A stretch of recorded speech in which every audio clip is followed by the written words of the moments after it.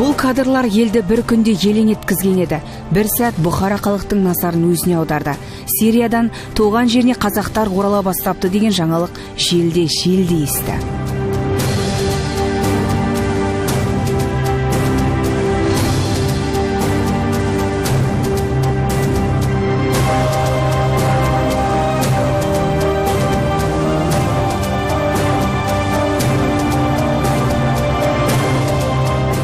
Елбасы мұрындық болған Жусан операциясы сәтті аяқталды. Бір жылдың ішінде Сирияның қарулы қақтығыс аймағынан Қазақстанға 400-ден астам адам қайтарылды. Оның ішінде ата-анасының етегінен ұстап, балалық шағын соғыс алаңда өткізген 150-ге жуық бала бар. Өрімталынан өмірдің бағасына қанығып үлгерген олардың болашағына қоғам енді өзі жауапты. Себебі олар жазғырудан гөрі жанашырлыққа мұқтажырақ.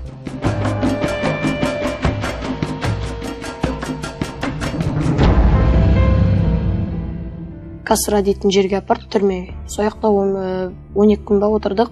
Сосын бізді холға жіберді. Сол холда 4 ай отырдық. Почти 5 ай болды уже. Сояқта отырғанда бізге қазақтар келді. Депортқа деп. Бәріміздің атымызды жатып, неше рет жазу, уже неше рет фото түсірді. Сосын автобустар келіп, 2 автобус келіп бізді алып кетті. И я начала спрашивать, а сирот забирают? Он говорит, забирают, не волнуйся. И потом я зашла уже, и я узнала, что это казахи. В процессе проведения данной операции мне довелось общаться с многими детьми, которые были в возрасте от 6 месяцев до 12 лет. При проведении психологической диагностики выявилось то, что у многих очень низкий эмоциональный и интеллектуальный уровень. Сириядағы қақтығыс салдарынан 100-ге жуық қазақстандық қаза болып, кейбіреулері ес-түссіз жоғалып кетті. Жатағымға ілесіп, шалыс басқандар үшін бұл өмірдегі ең ауыр қасірет болды.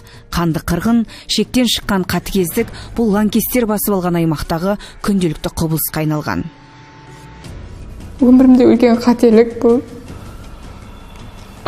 Балдарым үшін, мысалы, балдарым құттай болды, 2 жаста, 3 жаста болды. Олар білмейді, қайда баратқан. Балдарым сол ертеңгі немді ойламай, мен күйеуім артында кеттім да, мен соған өкінемін да. Сириядан қайтып оралғандар арасында кәмелет жасына жетпеген балалар бар дедік. Олардың кейбіреуі ата-анасыз жетім оралса, әйелдер күйеуінен айырылып, жалғыз басты атанды. Барғасынан күйеулер өліп қалады, ол жақта көбіне. Өздері жалғыз қалады. Жалғыз болған әйелдер, мысалы, күйеуі қайтыс болғандар. Сол жалғыз қалған әйелдер, сол жаңағыдай макар бар дедім, әйелдер не істейтін, сонда болады мен өзім. Жоқ, олар өздерімен сол 10 шақты әйел балдарымен, мысалы 20 шақты осында бір үйде тұрады. Көбісі қорқып қалған, неше түрлі жарылыстардың, атыстардың астында болған, бала-шағалар, күйеулер қайтыс болған. Сондай бір үреймен, қорқынышпен келді мұнда, Қазақстан еліне. Кейбіреулер енді әрине келгеніне, аман қалғанына қуанып келді. 33 жастағы Асем жолдасының айтқанына көніп, 2 баласын ертіп Сирияға кеткенің бірі. Ақтаудағы тәп-тәуір өмірін тозаққа айырбастағанына өкінеді. Сол жақта 3 жыл тұрып, 4 баласын ертіп қайта оралды. Күйеуі темір торға қамалып, 8 жылға бас бостандығынан айырылған. Ол сол жақта болған уақытын көзіне жас алып есіне алды. Сирия сұмдығы мен сойқаны көз алдынан әлді кетер емес. Неге есіме алғым келмейді. Есіме алсам, күніне жылаймын да мен. Кеткісі келген жерді жаңа мұртатып, басын жұлып, аты өлтірген жерді көп болды. Базарда жасайды ондай нелерді, адам жиналып, сондай жерлерде. Жаңа жолда машинамен өтіп бартқанымызда адамдар жиналып тұрды. Көптеген бір нені қоршап, бір не болып атқандай болып жиналып тұрып көп адам. Сосын күйеуім тоқтап, сұрады, не болып атқан деп. Бір адамды байлап қойғанда, мынандай неге бейт неге. Соны басынан балтаймен ұрып өлтірейін деп жатыр деді. Көшеде, публично. Не үшін еліне қайтқысы келді ма, сондай бір не болды. Ол жерде бәрі адам құрал-жарақ ұстап, не істеп жүреді, телефон сақ. Күйеуім құры не істемейін деп, соны алып сатып жүрді. Үстіне ақша қосыпты, пайда көрген деп. Сөйтіп жүргенде, қару-жарақ алып сатып жүргенде, ана көзіне түсіп қалды Жаппат Нусраттың.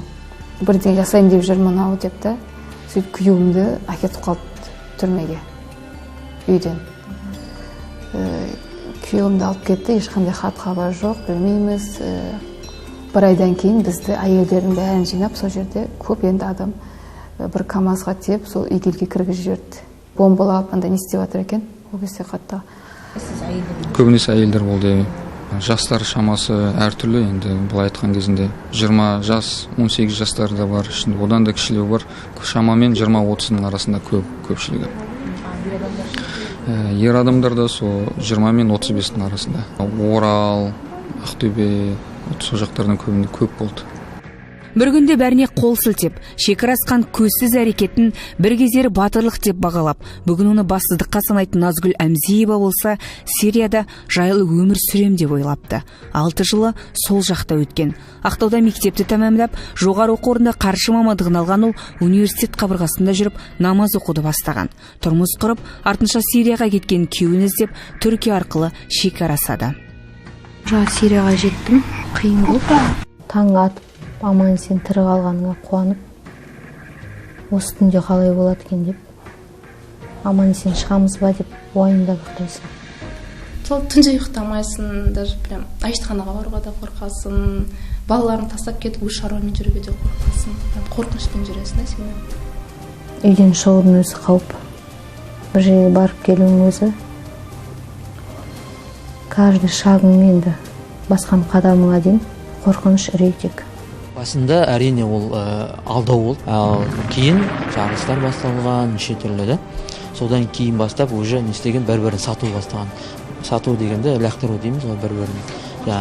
Лақтырып кетіп тамағын бермей, ақшасын бермей, үйінен шығарып жіберу, мысалы далада паналаған кейбіреулер, көмек сұрап барса көмек бермей, бір-бірінің қамқор жасамаған бір-бірін. Сирияда болғандар онда азық-түлік те жоқ. Адамдар ақырында мал азығын қоры кеткен деседі. Халифат құруға шақырғандар ақыр тамағымен де бөліспеген, тіпті лас су ішуге тура келген. Тамақ алу үшін неге шығу керек, соғысқа шығу керек. Әйтеуір бір не істеу керек, қызмет ету керек. Адамдар бірін өлтіруге де дайын тамақ үшін. Торғайдың жемін сатып алдық, үйге соны қайнатып жедік.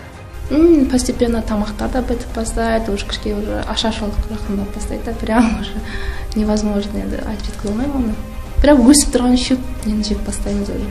Балаларда уже диарея болып бастайды, балалар уже түсінбейді ол екен, тамақ сұрайды. Сонда да енді амалын жасап бастады. Мен өзім балаларын тастап, қатты бомбить етсе, көшер алып, адамдардан тамақ сатын деп тамақ сұрап бастадым уже. Прям ақшаға не болса сатып алуға дайын болдым кездер.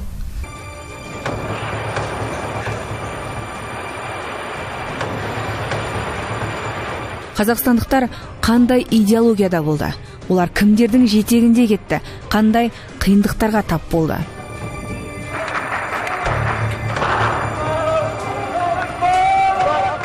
Сол елдің жат діни ағымның вирусына дейміз ғой, сол жеріне уланған.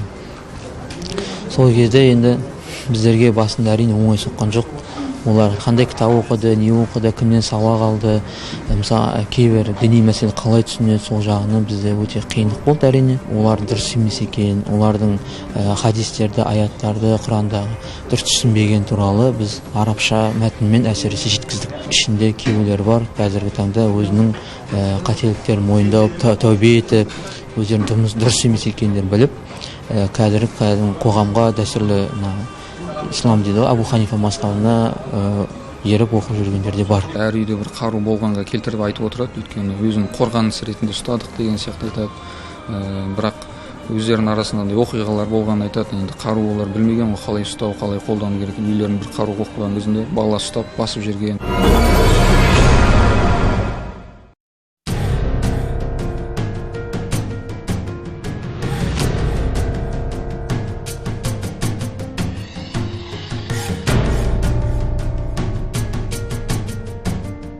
Қазір Маңғыстаулық 3 азамат түрмеде отыр. Оларға әртүрлі мерзімге жазаларын өтеуге үкім шығарылған. Әсемнің айтуынша, Сирияда әйелдер мен ер адамдар бөлек ұсталған. Ер азаматтар муаскар деп аталған лагерде әуелі идеологияны оқып, кейін әскери дайындықта болған. Оның біреумен кездестім, аяғы жоқ, қазір таңда енді. Өкініп отыр, әрине. Барғаннан кейін сол жерге барып, ол соғыстың бәрі дұрыс емес екен, саясат екен, бұл ешқандай дін емес екен түсініп, өкініп, өзінің өкінішін білдіріп, және дұрыс түзу жолға түсуге ықыласын көрсетіп отырды. Ол жерде енді бүкіл мемлекеттердің адамдар болды, азаматтары. Бірақ басшы болып бұл жерде басында жаңа ирактар отыр, сирийцтар, арабтар отыр. Өздері соғыспайды, басқа ұлттың адамдар келгендерді соғысқа салып отырды. Сондықтан да көп адамдар сол кезде қайтыс болды. Басында өздері соғыспады да, басқа адамдарды өз орындарына салып қойды. Шыққысы келмесе де жаңағындай заставить етіп, жаңағындай автоматтарын қолдарына ұстатып, жаңағы неге не істейді, жаңағы истишхат жасауға не істейді, жаңағы үгіттейді. Сириядан оралғандар бейбіт өмірге бейімделу үшін Ақтаудағы лагерде болды. Осы уақыт ішінде ислам бүлікшіл емес, бейбітшіліктің діні екенін түсінді. Тартысқа түскен тақырыптағы терең таразылаған теологтарды тыңдады. Жусан операциясымен елге оралған азаматшаларға дәрістер өткізілді. Оңалту жұмыстары бойынша психолог, теолог мамандары кездесу өткізді. Біз мұндағы дін мәселесі бойынша ақпарат талдау орталығы Жусан 1 операциясы кезінен бастап жұмыс жасап келе жатырмыз. Негізгі біздің операция басталған кезде арнайы оңалтуға байланысты дайындық болды. Ол кісілермен қалай жұмыс жасау керек, қалай оңалту керек, қандай нәрселер бойынша нүктелік жоспар қойылған болатын. Сириядан қайтып оралғандарға бұдан бөлек әлеуметтік зерттеу жүргізілді. Олардың кетуіне не түрткі болды? Тәрбие мен қоғам әсер етті ме? Оңай арбауға неге көнді? Мәселен, білімсіздіктің кесірінен біреудің айтқанына сеніп қалдық дейді Әсем Тәжекеева. Айтуынша, күйеуі Сирияға баруды астыртын 2015 жылдан бастап жоспарлаған. Негізі менің де күйеуімнің де білімі болған жоқ. Ешқандай діни неміз болған жоқ. Теологтардан сабақ ешкімде алмағанбыз. Тек өзіміз қарапайым сол кітаптан намаз оқып, солай үйренген адамдармыз да. Негізі кеткенде сол білімсіздік болды. Ал Назгүл Әмзиеваның барған мақсаты сәтті болмапты. Күйеуін іздеп барғанымен оны таппайды. Кейін көп ұзамай екінші рет неке қиған. Ол қайтыс болған соң үшінші рет тұрмысқа шығады. Қазір әрбір некеден балалары бар. Қайта оралған әйелдердің айтуынша, жалғыз бастыларға өзге біреумен неке қиюға тура келеді екен. Жесірлердің қолын сұраушылар көп. Тіпті ол жақта кәмелетке толмаған жас қыздарды да күйеуге беру қалыпты саналады. Әр адамның жетегінде кете береді. Жалпы қайта оралған әйелдермен жүргізілген сұхбат барысында олардың басым бөлігі отбасы үшін жат елге аттанғаны анықталды. Енді ол жақтың дұрыс емес екен, не істедім ғой? Білдім, көзім жетті. Мен негізі жаңағы күйеуім егер айтпағанда мен өзім ниетім жоқ ол. Маған да жаңағыда кеткім келіп не істеп кеткен жоқпын. Тек семьямыз не істемесін деп кеттім да. Ғаламды жаулаған ғаламат ғаламтор. Екі кейіпкеріміз де интернеттің зардабы зор екенін айтады. Себебі Сириядағылар қазақстандықтармен әлеуметтік желі арқылы байланысқа шыққан. Мұсылмандар бірге халифат құрамыз деген ғаламтордағы үндеудің арбауына түскен. Салдарынан қаншама адам құр сенімге арбалып кете барды. Біреуін тыңдап едім, жаңағы біз СИЗОда отырған ол айтады, көршісін интернет арқылы тауған екен. Интернетте көршісі айтыпты, мына жақта жағдай жақсы, үй беріледі, тұрасың, жаңағы ай сайын өзі өмір сүруге ақша беріледі деген сияқты сондай недер айтқан екен. Кез келгенді ырқына көндіріп, көгені жіпсіз байлап, ғаламтор жайлаған заманда түрлі әлеуметтік желіні бесіктен белі шықпаған баладан бастап еңкейген кәріге дейін қолданады. Жусан операциясы аясында елге оралғандарды зерделеу кезінде теріс идеологиядағы ақпараттарды осы әлеуметтік желілерден алғандығы анықталған. Кету себептері интернеттегі, әлеуметтік желідегі жалған ақпараттың кесірінен кетті көбісі. Өздерін сәләфимін деп кетті, белгілі емес Мұхаммед ибн Абдул-Вахаб деген кісінің өздерінің ұстаздары дейді, шейхтар дейді, солардың кітаптарына негіз алып оқып, солармен кетті негізі. Енді өздерін жаңағы хадистер әкеледі, бірақ ол хадистер жаңағы немес сахих емес деп естідік. Жаңағы өз-өзін не істеп жаудың арасына кетіп өз өзін өлтіру керек деп. Жаңа түнгі 3-те болсын, 2-де болсын сөйтіп жаңағындай жала жауып не істеп кіріп келеді екен үйіне. Сол жаңа күйеуін алып кетеді. Алып кеткеннен кейін уже болды, сол қайтармайды, сол өлтіреді. Жусан операциясымен елге келгендер өздерінің аймақтарына қайта оралған. Кейбіреулер Ақтауда қалып, тіршілігін жалғастыруда. Мамандардың айтуынша, басында оларда қорқыныш болған.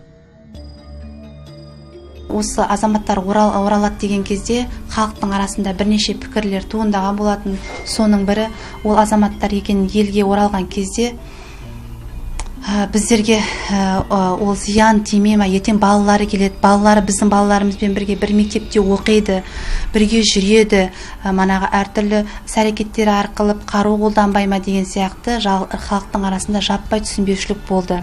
Сол кезде біз сәуір айынан бастап осы келместен бұрын арнайы түсіндіру жұмыстары жүргізген болатын. Біз бұл кісілердің манағы тек қана мемлекеттің тарапынан емес, бұл мемлекеттің бағдарламасы болғанмен де бұның астарында осы кеткен балалардың ата-аналары тұрғандығын айтып түсіндірген болатынбыз.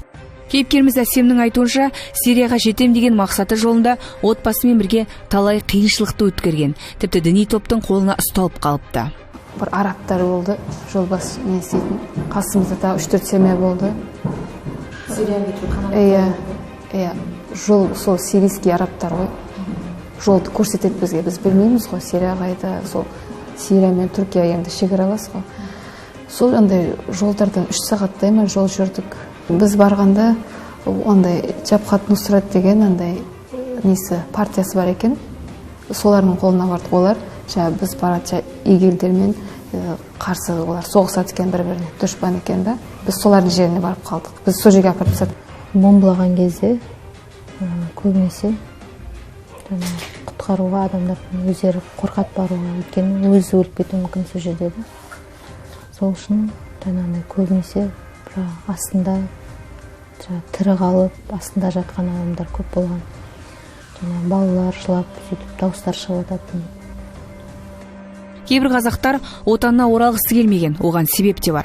Қайта оралғандардың басым бөлігі өздерінің әрекетін дұрыс санап, қайта тәрбиелеу жұмыстарына, қоғамға бейімдеу арқылы оңалтуға оңай көнбеген. Өзара ақпараттар, жалған ақпарат көп таратқан. Қазақстанға барсаңыздар, сендер сотталасыңдар, балаларыңды балалар үйіне тапсырады, сендер өмірлерің күл талқан болады деген сияқты бір жалған ақпаратты таратқан. Сол үшін бармай қойыңыздар дегенде бір ақпарат таратқан. Қазір қайтып оралған жалғызбасты елдер оңалту орталығында болса, отбасымен қауышқандар жанұяларымен бірге өмір сүруде. Оларға бар жағдай жасалған. Мәселен, тігін, кондитерлік өнімдер дайындаудан шеберлік сабақтар жүргізіледі. Сертификатын алғандар жұмысын тапқан. Мен осы август айынан бері осы шанс орталығында тігінмен айналысамыз. Осы апай бізге тігінді үйретеді, пішір, тігіп, өзім жастайынан тігінге қызығамын. Қыз кезімде тігін несін оқуын бітіргенмін. Жалпы тігінге деген қызығушылығым бар. Балдарыма осындай бірдеңе тігіп үйреткен жақсы көреді. Тігіп бергенді қызыма осы жұмысты алып кетсем деген болашақта нем бар, жоспарларым бар. Бейбіт күннің аспаны екі кейіпкерімізге де бұйырды. Бірінің балалары балабақшаға, бірінің баласы мектепке барады. Бақытты балалық шақ оларға бұйырғанына да риза. Ендігі Әсем мен Назгүлдің бар үміті сәбилерінің болашағы. 8 жасар Абдулла дәл қазір қазақ әліпбиін үйренуде, жазуда.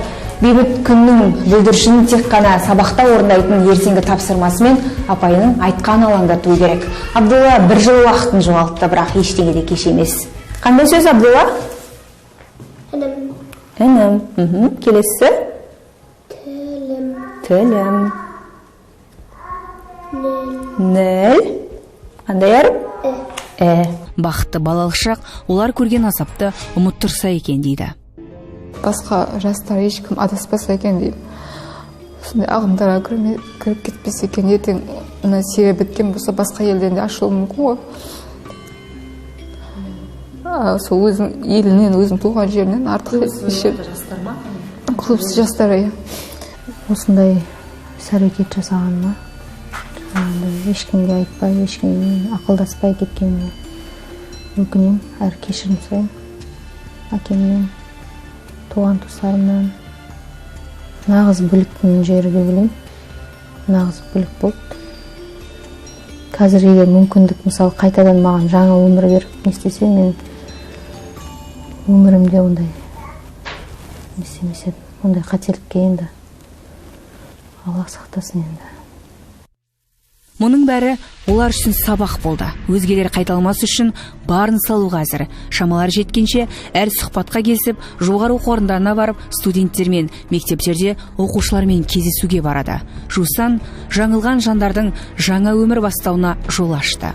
Тура жолға талпынғандар кең даланы еш нәрсеге айырбастамақ емес.